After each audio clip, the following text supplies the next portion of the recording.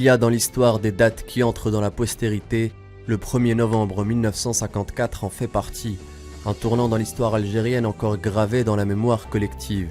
Le 1er novembre est la date du déclenchement de la guerre d'indépendance pour tous les Algériens en Algérie et ailleurs. Pour comprendre la symbolique de cette date inscrite comme une fatalité inévitable, il faut revenir à la genèse qui la précède. Le 8 mai 1945, alors que les Alliés célèbrent la victoire sur le nazisme, les Algériens, dans l'euphorie de la fin de la guerre, sortent exprimer leur désir d'indépendance et de liberté. Ils défilent par milliers à Guelma, Kharrata, Sétif ou à Constantine, drapeau à la main et crient leur espoir pour une Algérie indépendante.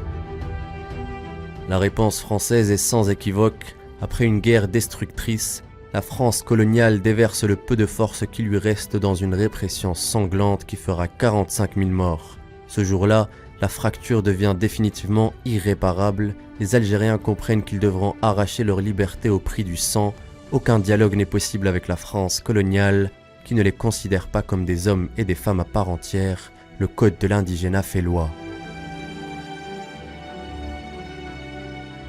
À partir de cet épisode, la lutte armée devient alors une voie inexorable. Elle se prépare, elle s'organise aux quatre coins du pays en attendant le jour J. Plusieurs facteurs vont amener les Algériens à se soulever comme un seul corps ce 1er novembre 1954. Cette année-là, les inégalités entre Algériens et Pieds Noirs se font de plus en plus grandes. Alors que les Français ont droit à une scolarisation, une écrasante majorité d'Algériens sont illettrés, n'ayant pas accès à l'école. Les élections sont systématiquement truquées par les autorités françaises de façon à ce que les voix des Algériens ne soient pas représentées. Le combat politique est donc par essence impossible. Il reste donc pour seule voie la lutte armée. À l'international, en 1954, l'heure est globalement sur la voie de la décolonisation dans plusieurs régions du monde, en Indochine, en Tunisie et au Maroc. Dans le monde arabo-musulman, un vent nationaliste souffle depuis l'Égypte de Nasser.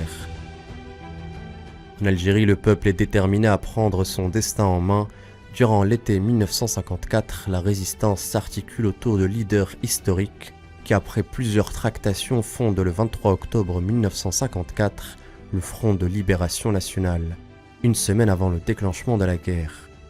Le groupe des 6 chefs historiques représente alors les figures de proue du soulèvement pour la libération nationale. S'ajoutent Mohamed Khaïdar, Hossein Ait Ahmed et Ahmed Ben Bella, qui se rallient aux leaders du FLN. Les 9 fondent alors leur politique sur 2 axes fondamentaux, le passage à la lutte armée et l'obtention de l'indépendance. Ils se réunissent et décident ensemble d'organiser une opération d'envergure nationale. Reste à fixer une date symbolique. Le 15 et le 25 octobre sont proposés, tous deux seront refusés. On propose alors le 1er novembre. Objection d'un participant, pour les chrétiens c'est la fête des morts. Tidouche Mollad réplique, non, la fête des morts c'est le 2, le 1er c'est la Toussaint. Le rendez-vous avec l'histoire est donc fixé. L'attaque aura lieu à la première heure du 1er jour de novembre. Les chefs se dispersent alors sur les 5 zones. Ben Boulaïd se charge des Aurès, Tidouche Mollad est envoyé dans le Constantinois, Krim Belkacem en Kabylie, Rabah Bitat dans l'Algérois, l'Arbi Ben Mehdi lui se rend en Oranie. Ces révolutionnaires déclarés ont alors pour mission de semer la graine de la révolte partout en Algérie pour mettre fin à l'oppression et au déni de liberté. Dans la nuit du 31 octobre au 1er novembre, les hommes du Front de Libération Nationale déclenchent une trentaine d'attaques. Des bâtiments militaires et des commissariats sont touchés, et la guerre est aussi médiatique. Une proclamation est diffusée dans la presse. Elle revendique et signe ses actions au nom d'un groupe encore peu connu à l'époque, le FLN. Son but est clair, l'indépendance d'un État algérien souverain, démocratique et social par tous les moyens. Personne ne réalise encore qu'une guerre vient de commencer. Bien qu'en manque d'effectifs au départ, les rangs de l'armée nationale de libération, composés au 1er novembre de 500 hommes, vont se renforcer au fil des mois pour atteindre plus de 15 000 hommes, tous déterminés à défier l'autorité française.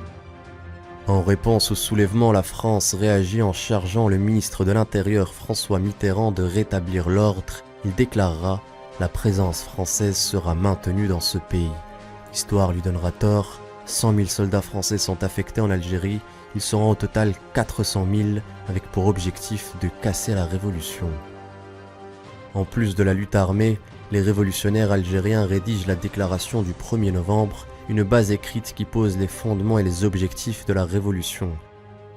La déclaration réclame la restauration de l'État algérien souverain, démocratique et social dans les cadres des principes islamiques ainsi que le respect de toutes les libertés fondamentales sans distinction de race et de confession.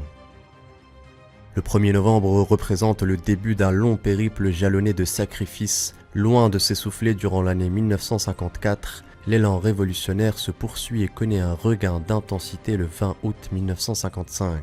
L'offensive du 20 août 1955 a constitué un tournant décisif dans le combat du peuple algérien contre l'oppresseur et par ricochet a été une réponse du nord constantinois au cri des Aurès encerclés.